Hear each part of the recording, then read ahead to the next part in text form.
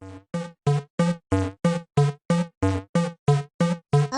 assalamualaikum warahmatullahi wabarakatuh. Jadi teman-teman, kali ini aku mau kasih tutorial bagaimana cara uji T dengan metode one sample t-test. Jadi yuk langsung saja kita ke penjelasan.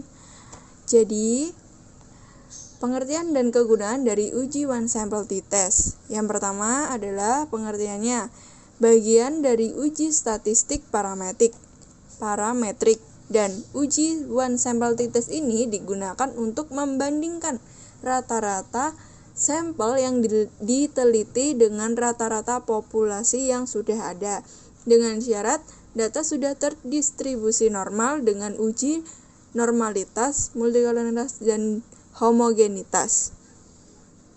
Selanjutnya, dasar pengambilan keputusan jika dilihat dari nilai signifikansi totalet. Nah, jika nilai signifikansi totaletnya kurang dari 0,05 maka H0 ditolak, dan jika nilai signifikansi totaletnya lebih dari 0,05 maka H0 diterima. Oke, untuk langsung ke tutorialnya. Sebelumnya kita siapkan dulu data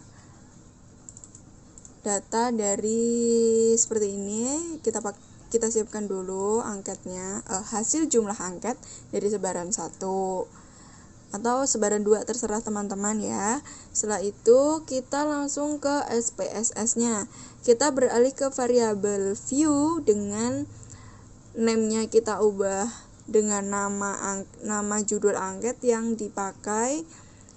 Misalnya aku pakai kecanduan game, dan desimal kita nolkan dengan label yang sama seperti name atau nama judul dari angket.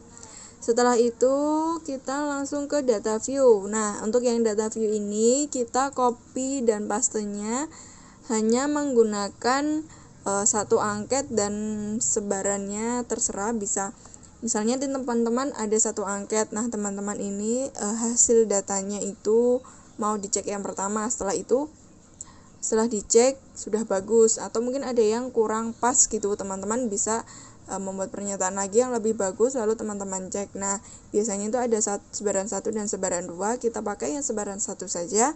Setelah itu kita blok untuk 60 responden saja, kita copy dan kita alihkan ke SPSS yang di kolom kecanduan game ini. Setelah dipaste kita langsung ke analyze. Setelah pilih analyze, kita klik yang compare means. Nah, compare means kita pilih yang one sample t-test. Nah, setelah itu ini kan hanya satu item saja yang di sini, kita alihkan di tes variabel ini.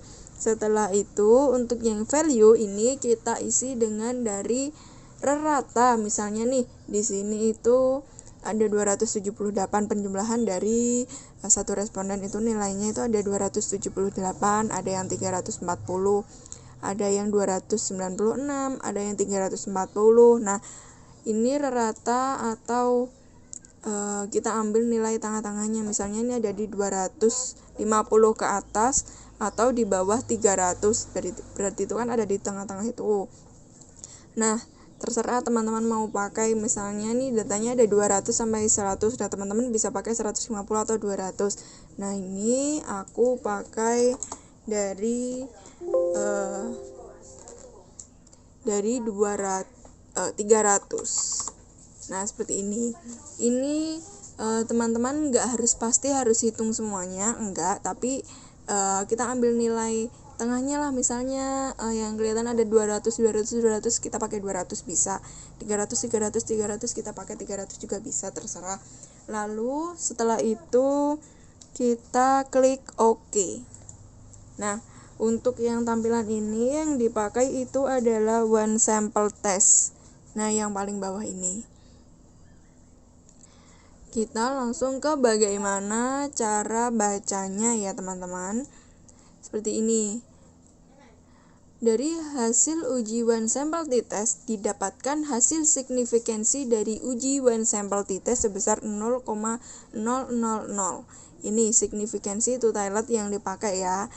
Nah, jika kurang dari 0,05, karena kan ini hasil ujiku ada 0,000, di mana hasil tersebut adalah lebih kecil dari taraf signifikansi 0,05, sehingga dapat disimpulkan bahwa uji one sample t-test pada penelitian angket ini nilai rata-rata angket kecanduan game tidak sama. Seperti itu ya teman-teman. Nah, terima